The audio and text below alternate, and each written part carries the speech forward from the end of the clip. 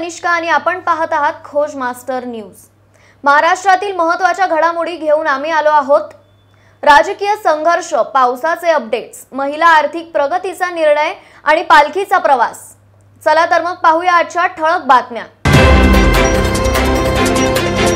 बडगुजर भाजपमध्ये, नाशिकमध्ये वातावरण तापले। सुधाकर बडगुजर यांच्या भाजप प्रवेशानंतर नाशिकच्या राजकारणात खळबळ माजली आहे। मनसेने पत्रकार परिषद घेत भाजपवर सडकून टीका केली आहे।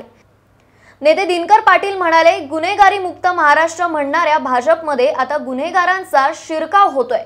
नाशिकमध्ये सत्ताधाऱ्यांविरोधात वातावरण तापू लागले आहे।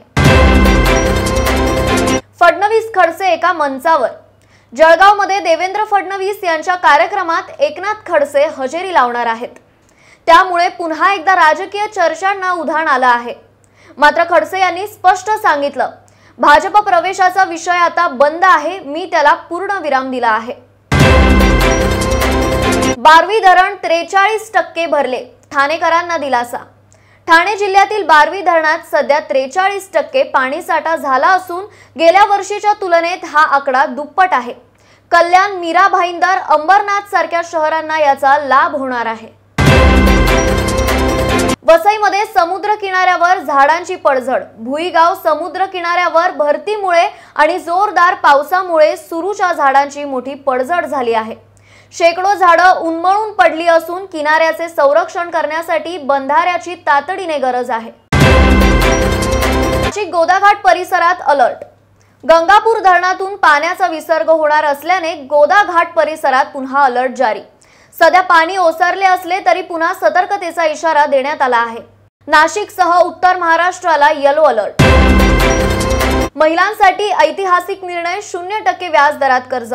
मुख्यमंत्री देवेंद्र फडणवीस यांनी महिलांना उद्योगासाठी 0% व्याज दरात कर्ज देण्याचा ऐतिहासिक निर्णय घेतला आहे। मुंबई जिल्हा मध्यवर्ती बँकेमार्फत ही योजना राबवली जाणार असून हजारो महिलांना व्यवसायासाठी नवसंजीवनी मिळणार आहे।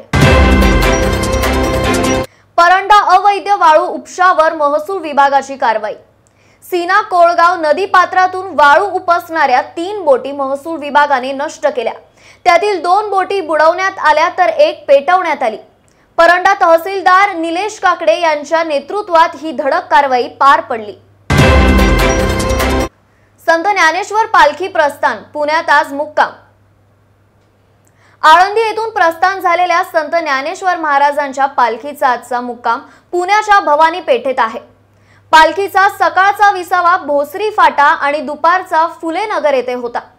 वारकऱ्यांचा उत्साह आणि भक्तिमय वातावरण ओसंडून वाहत आहे। राज उद्धव युतीच्या चर्चेला उधाण। शिवसेना ठाकरे गटाचे 56व्या वर्धापन दिनात उद्धव ठाकरेंनी सूचक विधान करत राज ठाकरे यांच्या सोबतच्या युतीचा इशारा दिला। राज्याच्या मनात आहे तेच मी करणार असं सांगत त्यांनी राजकीय चर्चांना पेटवलं। मनसेचे नेते प्रकाश महाजन म्हणाले, राज ठाकरे योग्य वेळी भूमिका स्पष्ट करतील।